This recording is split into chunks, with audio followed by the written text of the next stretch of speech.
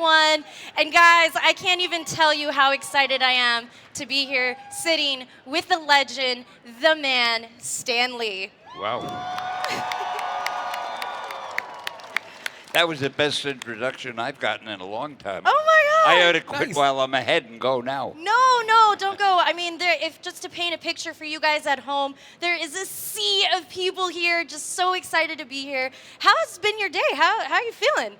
I'm doing real well, I hope. I mean, I managed to get up to the stage here, and nobody is attacking me, and everybody is being so nice and polite. That I think they think I'm someone else. Really? Do you just kind of pretend like, you're coming in the crowd? Just like, Yeah, I'm casual. Now, the funny thing is I'm trying to get used to this microphone. I've never sat with a microphone against my face this way, and I'll get used to it, though. It's all right. Yeah. And, for a lot of people that don't know, you go all around the world touring and meeting people. And, just how is that whole thing for you? You're just like, does it get tiring? Like, I get tired, but I mean. I'll show you why I am such a great interview guest. Why? You asked me that question? Yeah. The answer, it's nice. Yeah, it's nice. It's nice. And I mean, I know we're here at C2E2. It's my first C2E2. First time in Chicago. This is your first First time. Chicago's a great city. How do you like it? These people are amazing. The vibe is amazing. And, I'm sure you've been to Chicago many times. I love Chicago. Oh, my God. He loves you guys. Hey. I love the city, and I love the fans, and I love everything about Chicago. So what's it like a day-to-day as Stan Lee? Well, you wake up in the morning, your wife yells at you for a little bit, and you have some breakfast. Then you go to the office where the people at the office yell at you for a while. Yeah. And then you try to look busy to impress everybody, and then you go home, yell a little more, have dinner, and go to sleep. Yeah. Well, No, it's not like that. Yeah, we wish. I'm really the luckiest guy in the world because I work with artists and writers and producers and directors, and they're so interesting, and there's so much fun being with. And there's always some new comic book that's coming out or some new movie that's coming out. And most important of all, some new cameo for me that's coming out. Yeah. So it's pretty exciting. I know, and every time I know everyone, when they're seeing a movie, they're like, where's he going to pop up? Like, where is it? Like, everyone anticipates it, like, where's Waldo? But it's like, where's Stan, Wait till you see the new one, what is it, the Brigade, the Guardians of the Galaxy. I have 2 cameos in it. Yo. So after you've seen the first one, don't get up and go home. There's another one coming. Whoa, you heard it here first, guys, at C2E2. There's so many things, coming from New York, you grew up in New York, you started writing at 14 years old, Was that like always a passion, writing? Was that what? What was that, always a passion, writing, Oh, yeah. growing up?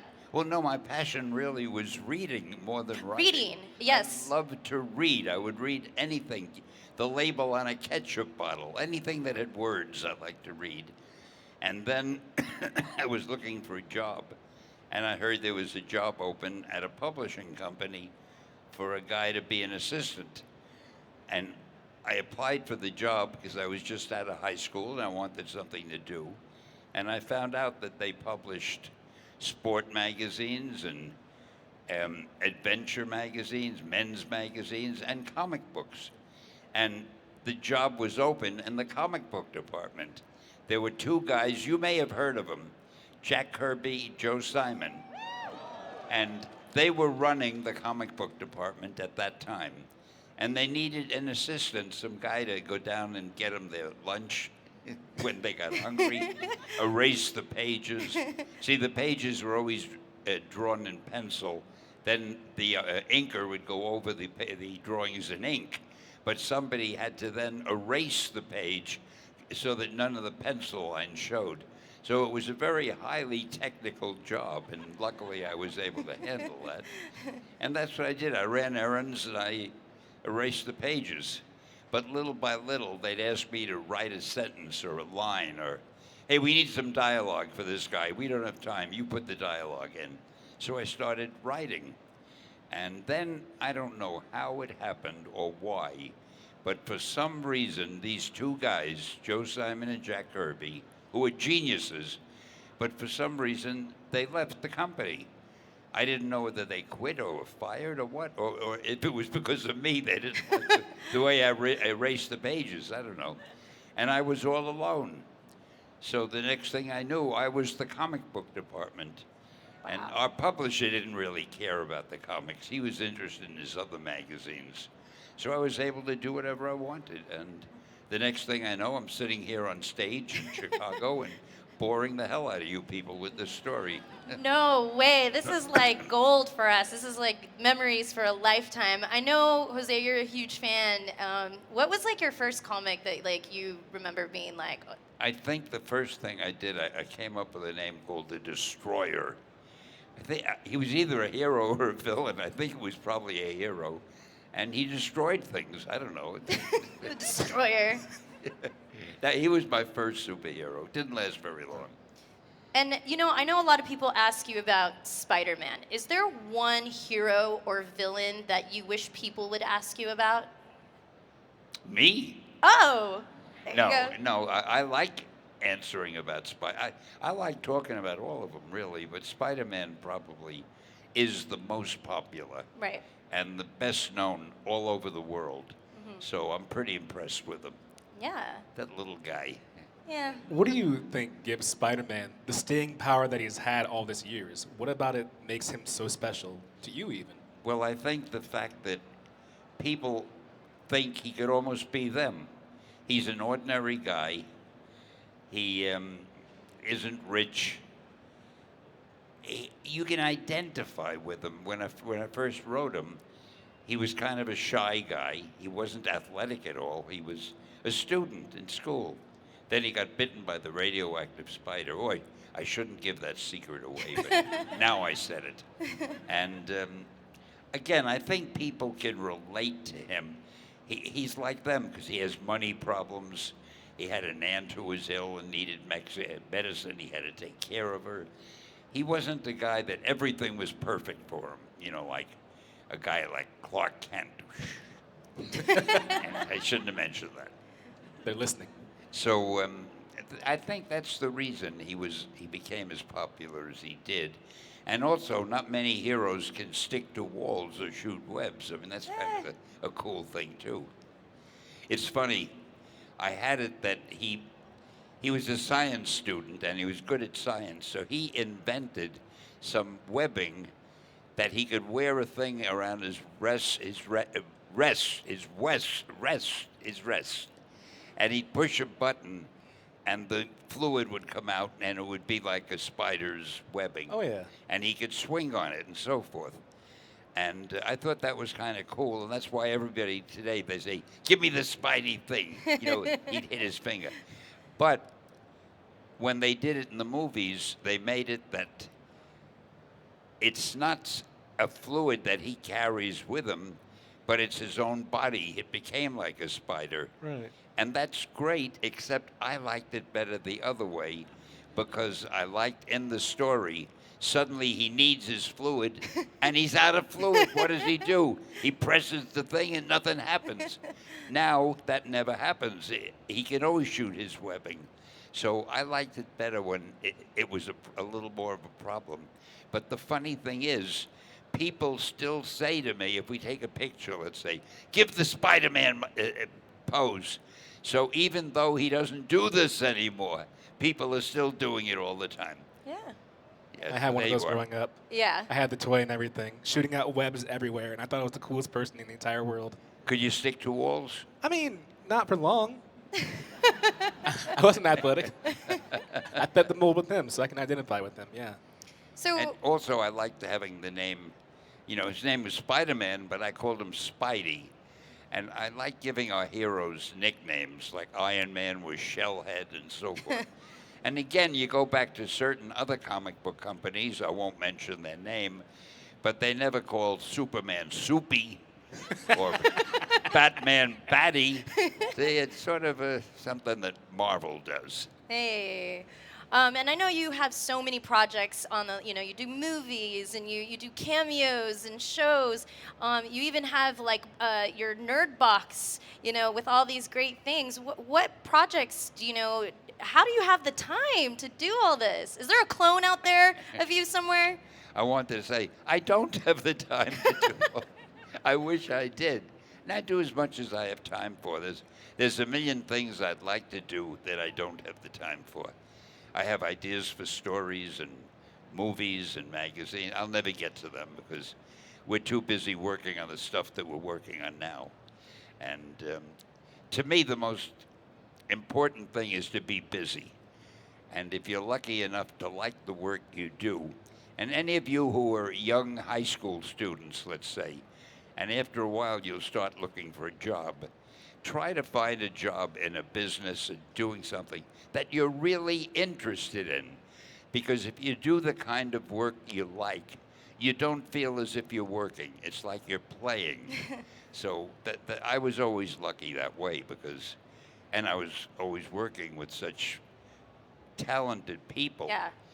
Again, as Jack Kirby, John Romita, Steve Ditko. I mean, my God, any idea that I had, they made it look like it was 10 times better because they drew it so well.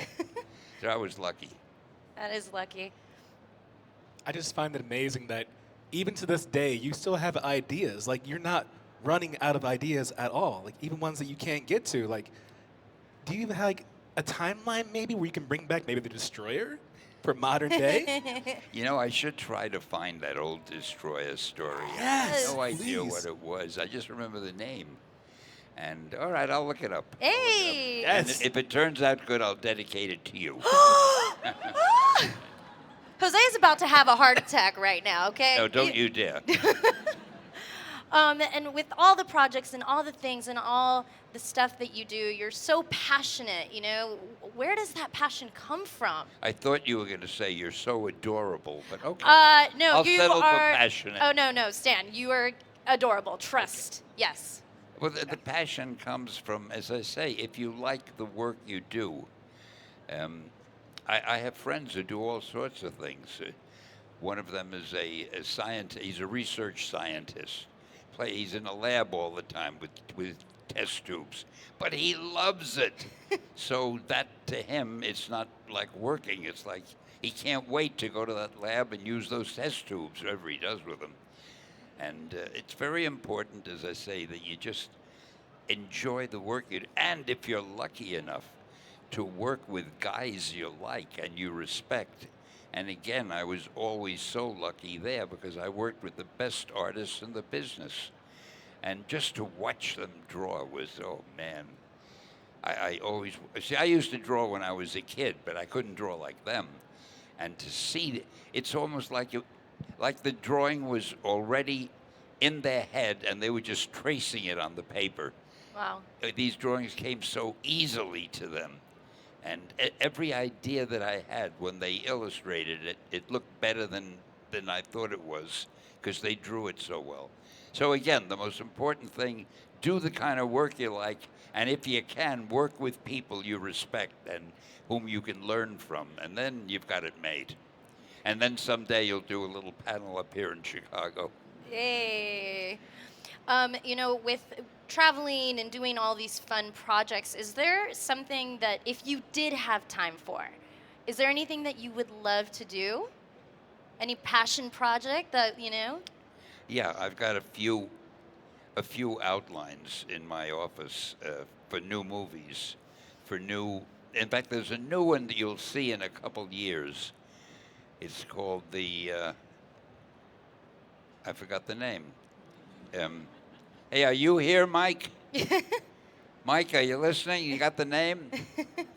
Oh, damn. The Annihilator. I also have no memory at all. But he's called the Annihilator. And he's kind of, I think he's going to be incredibly popular. He may start out as a movie rather than a comic book. Oh. We're starting to work on him now. So remember the name, the Annihilator. Annihilator. Hey. And try not to meet him in a dark alley ever. Can you tell us a little bit about the Annihilator? Hell no. Woo! I want you to go to the theater and see him. Yeah. Well, we're really excited to meet him in a few years when he comes out in the theater. And I know with people here at C2E2, who are coming to meet you, are you going to be around all weekend hanging I out? think so, yeah. All right. Oh, So you guys yeah. can meet him and hang out. I'm going to be here as long as the con is here. I love this convention, and I like being with all the people. Yeah, and I know you're really active on Twitter. I've seen your tweets; they're hilarious. What's that like for you, coming in this whole social media where people just now can connect so quickly with you? And is it mind blowing? I think it's the greatest thing in the world that the computer has changed everything. I'm a little frustrated because my eyesight isn't as good as it used to be, so it's hard for me to see things on the computer, and I have people doing the twittering for me, Yeah. But gosh, just the idea that you can go to your computer and ask any question at all, like, what year did Stan Lee do The Destroyer? It'll probably tell you in 1 second. It has all the knowledge there is in that little computer. And when I was a kid, if we had a test in school, we had to buy a book about the subject and read the book and study it and make outlines and underline things. Now you just go to your computer. Hey, tell me everything I need to know in this test. And it does it. And it's right there. Now, you're living in a great world, and it's getting more and more exciting with all these electronics. Even you take it for granted now, but the fact that you can get into your car and you give it an address, and it tells you where to go, what street to go to, where to turn, where to stop. I don't understand. How does it do it? Where did that knowledge come from? Is there somebody up there watching you? It's incredible.